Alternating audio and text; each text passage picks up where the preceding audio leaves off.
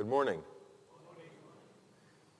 I was just saying to somebody that I'm actually super relieved that I managed to make it here on time today, because believe me, when you're coming to address an assembly of the leading luxury group in the Middle East, a lot more thought goes into picking one's tie and suit than normal, let alone one's, as we've heard, perfume cocktail.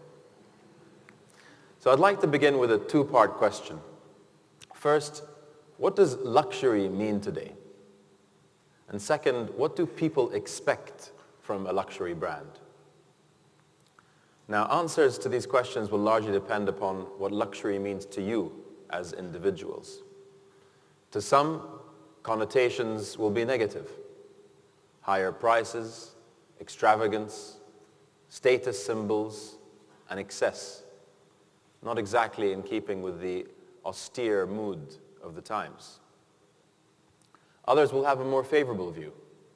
Quality and durability, unique designs and craftsmanship, timeless products that can last a lifetime. And for some, luxury won't be about products at all. To them, luxury companies come in the form of experiences, of memories, not things. And I suspect that for many of you working with luxury brands every day, your answers will probably reflect all of the above. However, there's one thing that everybody expects from a luxury product, and that's attention to detail. And today, I'll argue that the same attention to detail that goes into creating luxury goods needs to go into measuring and maximizing the sustainable impact of these companies. And this is not just for public relations purposes, but as a key component of your corporate governance frameworks. Now, this isn't a new or novel idea. Sustainability has been the new black for a number of years now. And that's because the business case for sustainable luxury has become inseparable to many within the industry. So what are the driving forces behind the sustainable luxury movement? I'll speak about three. The first are the supply-side considerations, namely preserving access to the materials and natural resources that most luxury products rely upon. From high-quality leathers and textiles to rare metals and other materials, luxury companies have a vested interest in making sure that their supply chains, and of course those of their competitors, are more ethical, reliable, and sustainable. And that includes not only eradicating criminal practices such as trafficking and forced labor, but also addressing ecological challenges such as water security and climate change. For luxury companies, a sustainable supply chain is not a moral or ethical dilemma.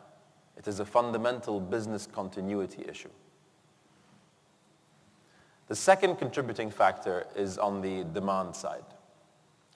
Namely, today's consumers want to know more about the sustainability impact of the brands that they are buying.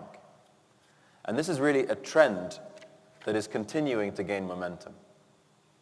According to a recent international study, millennials, the generation born between the 80s and 2000, are twice as likely to buy from brands with strong management of environmental and social issues. Now, I don't want to make anybody feel old here, but the average age of the world's population today is 29.7. In the Middle East's largest countries, Egypt, Saudi Arabia, and Iraq, it's even lower, at 25.1, 26.4, and 21.5 respectively. Our youth represents over 100 million people guided by their own set of priorities and preferences. So what does this mean for business? It means that the millennials have officially arrived, and their tastes and demands are going to remain influential for the remainder of all of our careers. Yes, ladies and gentlemen, that this means that we'll all be stuck with Justin Bieber for a little bit longer than we maybe anticipated.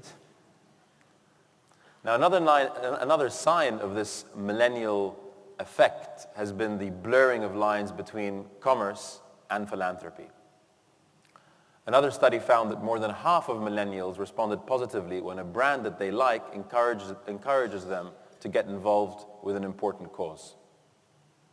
Now, sure, a large portion of what passes for social activism today may be more about hashtags than helping, or clicking rather than actually contributing. However, it's clear that these modern consumers are not just more aware of sustainability issues than their predecessors, they're also more willing to be influenced by them at the cash register or on the online checkout page, as the case may be.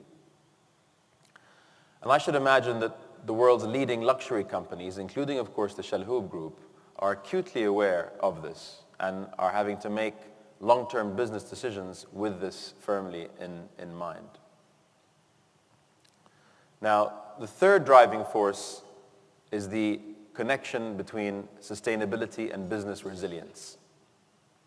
Rather than being too big to fail, the most successful companies in any sector will be those that can make themselves too resilient to fail. And one of the best ways to do that is to make more sustainable business choices and to seek out and share knowledge and experience from a wide variety of sources. The fact is that businesses of all kinds, particularly those that rely on discretionary spending, will generally do better in periods of social, economic, and political stability. On that basis, 2016 is off to a rocky start. With ongoing instability in our own region and growing economic concerns globally, many are beginning to question whether the global economy will meet even the IVF's most modest growth projections. And the warning signs have been visible for some time. Nerves weren't exactly cooled a few weeks ago by a Citi report noting that the global economy appears to be locked in a death spiral. Now, I know they call economics the dismal science for a reason, but the phrase death spiral takes it to another level. So the question is, what can individual businesses like the Chalhoub Group do to prevent this kind of volatility? Unfortunately, the answer is not very much. In the context of a $78 trillion global economy, the actions of most individual companies are but a drop in the ocean. However, what we can do is make companies as resilient as possible so that they're more prepared to withstand external shocks. We can also ensure that we're acting as sustainably as possible and are contributing better social, economic, and environmental outcomes.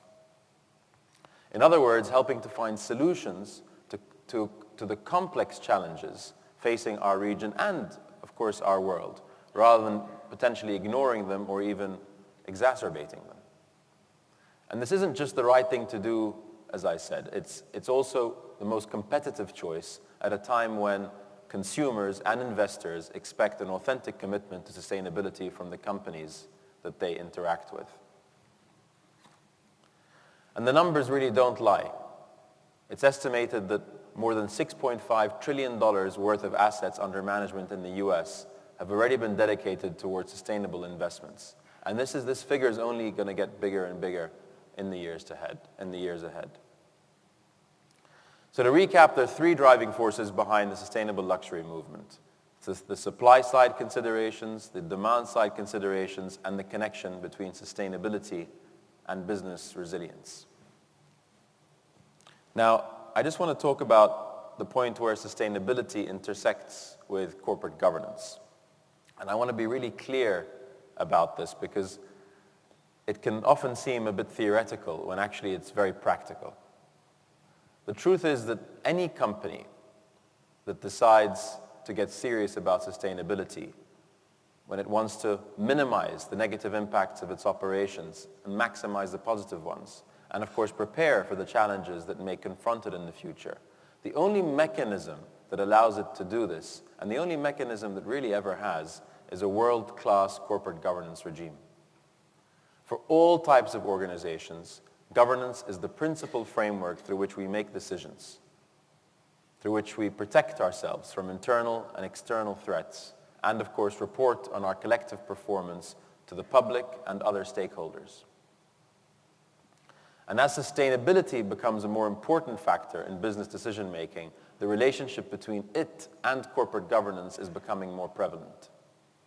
So what does it mean in practice? In simple terms, it means companies finding better ways to integrate the social, economic, and environmental factors into their strategies, reporting, as well as decision-making processes.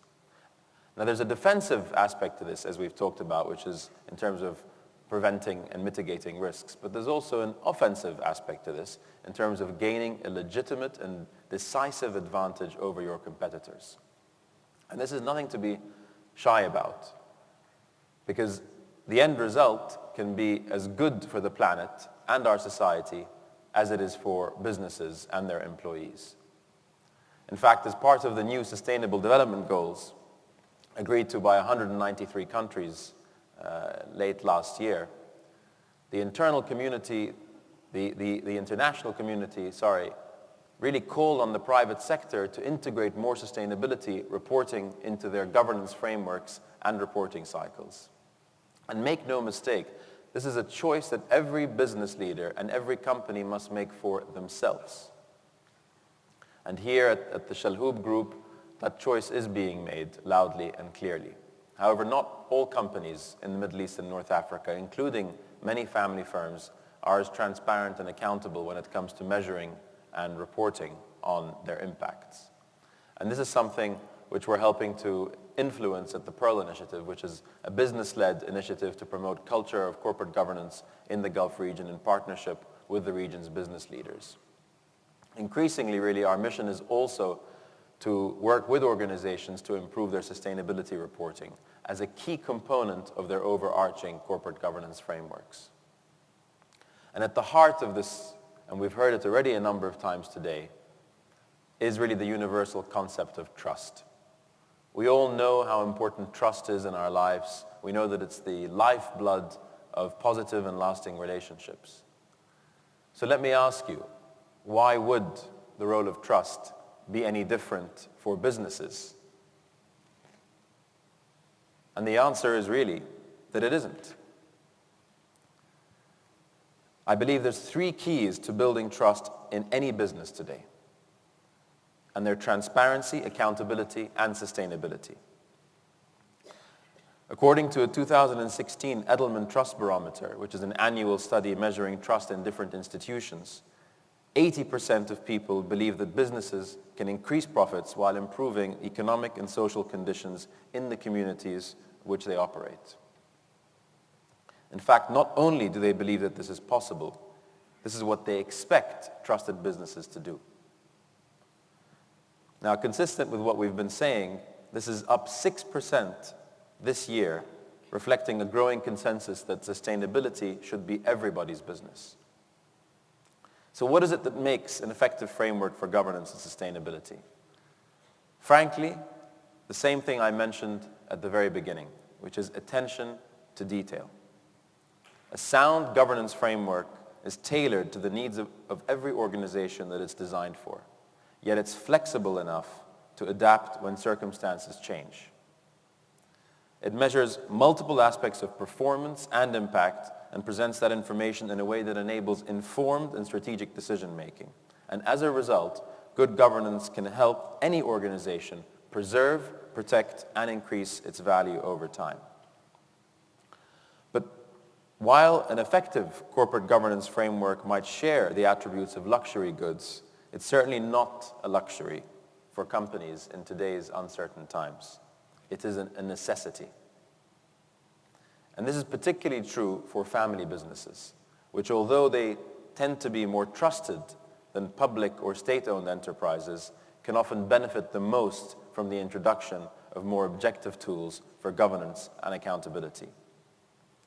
For all types of businesses, though, the message is clear.